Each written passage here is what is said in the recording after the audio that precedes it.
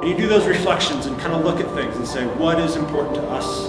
What is the company, and where does the company need to be into the future?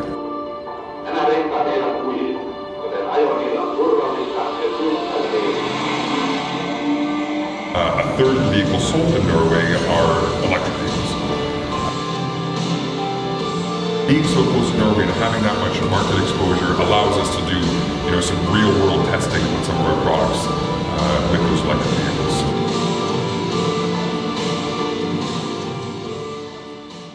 So let's do that. We can absolutely test and push the limits, but let's always stay in control a little bit, right? Right. All pretty basic and simple. Si on fait un résumé des pneus, c'est quoi la différence d'un bon pneu d'hiver? Ça va être quoi qui va faire que dans la glace puis dans la neige, il y a une différence? Mais premièrement, je dirais que c'est la technologie qu'on met dans la gomme et dans le design, les lamelles qui sont inclus. C'est sûr là, que quand on fait un peu de recherche puis on fait des essais sur des pneus prototypes, on va prendre un design puis on va changer, disons, seulement que les lamelles ou seulement que la gomme pour déterminer exactement c'est quel qui performe le mieux. Puis écoute, avec la facilité qu'on a à Evalo, on est capable de faire beaucoup de tests pour déterminer exactement c'est quoi la bonne formule entre ces trois-là pour créer le meilleur pneu d'hiver. Comme les lamelles, tu disais, c'est comme un wiper sur la glace. Plus il y a de lamelles, plus ils ont même des pochettes pour rentrer l'eau quand ils arrivent dedans. C'est bien ça. Pour aller le plus loin possible pour avoir la traction. C'est ça. Puis dans la neige, c'est quoi? C'est les lamelles de côté en V? Les lamelles de côté, c'est pas tout à fait les lamelles, mais les grooves de côté qui sont... Oui, c'est ça. Donc, dans la neige, tu as besoin en anglais, le terme, c'est du void, tread void. Donc, ça te prend de la place pour ramasser de la neige ou c'est ça. Est-ce que le but, c'est tout le temps d'aller sur le sec en dessous ou sur le plus dur en dessous? Si possible. Fait que dans la neige, puis dans la glace, ou sur la glace, il faut que tu aies le plus de... C'est en plein ça. Écoute, s'il y a de la glace, bien souvent, tu ne seras pas capable de te rendre sur la surface, sur l'asphalte. Mais t'as le clou qu'il y a dessus. C'est ça qui fait que ça glisse. C'est ça. Comme en ski, c'est la même chose. C'est l'eau qui fait que ça glisse. Puis pour latéral, tu as dit c'est la ligne du milieu qui fait que la conduite va être différente.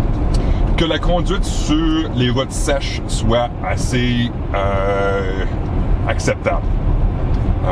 Je dirais que sur la glace puis sur la neige, c'est un peu différent que il faut que tu t'arranges pour avoir soit le coin de tes blocs ou le bord de tes blocs soit capable de trouver une façon de prendre un peu de grip dans les courbes. Donc les lamelles sont pas toujours... Il y avait un produit Michelin dans le temps que toutes les lamelles étaient toutes droites d'une façon. Donc, puis maintenant, même Michelin, ils ont changé ça, puis nous autres aussi, on change ça, que les lamelles sont à une multitude d'angles pour permettre la meilleure traction possible. Soit que tu avances ou tu arrêtes ou tu es en cours.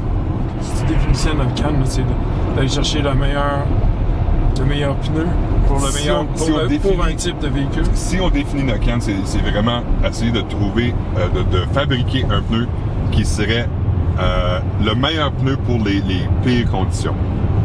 D'autres, on veut trouver là, où est-ce que le monde va paniquer, puis où est-ce que le monde va entrer en accident, c'est là qu'on veut que nos pneus performent le mieux. Dans une situation extrême. En situation extrême, absolument. Une autre chose que tu disais aussi, c'est les studs sur les pneus. Ça, si on roule, faisons comme maintenant, on a-tu des clous? Non, ça c'est du R3 SUV, fait que c'est sans clous. Y aurait-tu du bruit? Oh, sûr et certain, oui. Mais ça, tu te sers de ça surtout si tu vas dans des conditions où il y a de la glace. Oui. Là où les clous fonctionnent le mieux, c'est sur la glace. Vous aviez développé aussi des studs pour le milieu, pour l'accélération et le freinage. Puis vous avez développé aussi les studs pour la direction sur les côtés. C'est ça. Habituellement, les pneus à clous se trouvent dans les épaules des pneus seulement.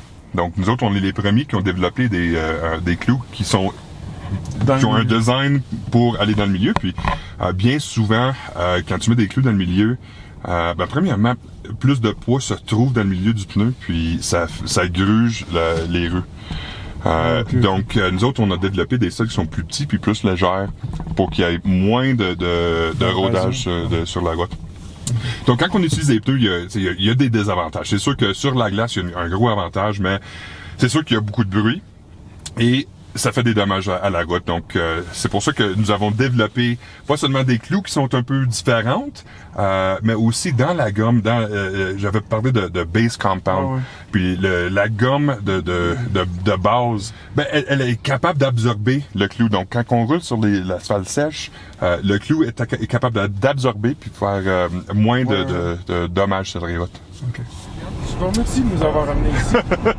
C'est-tu assez bien? C'est super beau. Quand on rentre, là, tu vas voir, dans le stationnement, on a une super belle vue, donc... Ouais, ça c'est assez beau. C'est magnifique.